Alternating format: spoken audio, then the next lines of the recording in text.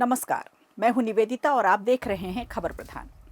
देखिए, बिहार, महाराष्ट्र समेत देश के कई राज्यों के राज्यपाल रातों रात बदल दिए गए। गुरुवार को राष्ट्रपति द्रौपदी मुर्मू ने 7 राज्यों और 2 केंद्र शासित प्रदेशों में राज्यपालों की नई नियुक्तियां की गई।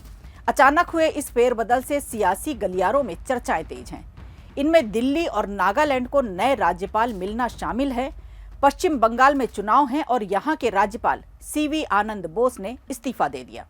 उनकी जगह तमिलनाडु के गवर्नर रहे आर.एन. रवि को बंगाल भेजा गया है, लेकिन बोस को कोई नई नियुक्ति नहीं दी गई है। इसी तरह से बिहार के सबसे चर्चित राज्यपाल आरिफ मोहम्मद खान को भी हटाया गया है। उनकी जगह लेफ्टिनेंट जनरल रिटायर्ड सैयद अता हसनैन को बिहार का राज्यपाल बनाया गया है, जबकि आरिफ खान को अभी कहीं नियुक्ति नहीं मिली है। इन नई नियुक्तियों में वो राज्य भी शामिल हैं जहां अगले 2 महीनों के अंदर विधानसभा चुनाव होने वाले हैं। इनमें पश्चिम बंगाल के साथ साथ तमिलनाडु और केरल भी शामिल हैं। राज्यपालों के फेरबदल और नियुक्तियों से इन चुनावी राज्यों पर अब क्या असर पड़ेगा, ये आगे देखने वाली बात होगी। इस फेरबदल में सबसे खास नियुक्ति आर.एन. रवि की मानी जा रही है।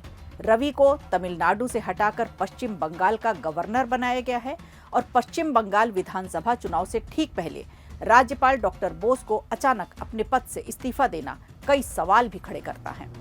राष्ट्रपति द्रौपदी मुर्मू ने उनके इस्तीफे को स्वीकार कर लिया है।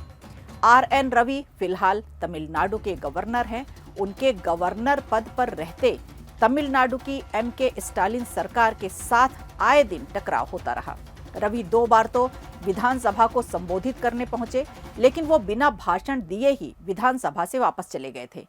इसके अलावा तमिलनाडु के विश्वविद्यालयों में वाइस चांसलर की नियुक्तियों को लेकर आए विधेयक को लेकर भी डीएमके सरकार के साथ उनकी ठनी रही। ऐसे में देखना होगा कि उसकी पश्चिम बंगाल की टीएमसी सरकार के साथ अब कैसी बनती है। इधर मुख्यमंत्री ममता बनर्जी ने बोस के इस्तीफे पर हैरानी जताई है। उन्होंने कहा कि आर.एन. रवि को पश्चिम बंगाल का राज्यपाल नियुक्त करना केंद्र का एक तरफा फैसला है। परंपरा के अनुसार मुझसे कोई राय नहीं ली गई। बोस के कार्यकाल के दौरान कई बार ममता सरकार और राजभवन के बीच मतभेद भी सामने आए थे। कुछ संवैधानिक मुद्दों को लेकर विवादों की खबरें आती रहीं। उधर लद्दाख के उपराज्यपाल कविंद्र गुप्ता ने भी इस्तीफा दिया है। उन्हें हिमाचल प्रदेश का राज्यपाल बनाया गया है। लद्दाख में विनय कुमार सक्सेना को उपराज्यपाल बनाया गया है। वीके सक्सेना इससे पहले दिल्ली के उपराज्यपाल थे। दिल्ली में पूर्व राजनयिक तरनजीत सिंह संधू को नया उपराज्यपाल नियुक्त किया गया है। महाराष्ट्र में तेलंगाना के राज्यपाल विष्णुदेव शर्मा को भेजा गया है, जबकि शिव प्रताप शुक्ला को तेलंगाना में राज्यपाल बनाकर भेजा गया है। हिमाचल में लद्दाख के पूर्व उपराज्यपाल कविंदर गुप्ता भेजा गया है। वहीं नागालैंड में वरिष्ठ बीजेपी नेता और बिहार विधानसभा के पूर्व अध्यक्ष नंद किशोर यादव को राज्यपाल बनाया गया है।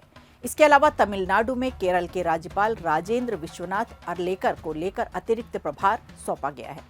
गौर करने वाली बात यह है कि मोदी सरकार ने ये बदलाव राजनीतिक रूप से संवेदनशील राज्यों में किए हैं। इन राज्यों में आने वाले महीनों में विधानसभा चुनाव होने वाले हैं, तो इस फैसले से साफ है कि केंद्र सरकार ने इन नियुक्तियों के जरिए राज्यपालों की भूमिका को और मजबूत करने की कोशिश की है। वीडियो अच्छा लगा हो तो लाइक कीजिए, शेयर कीजिए और कमेंट बॉक्स में हमें जरूर बताइए।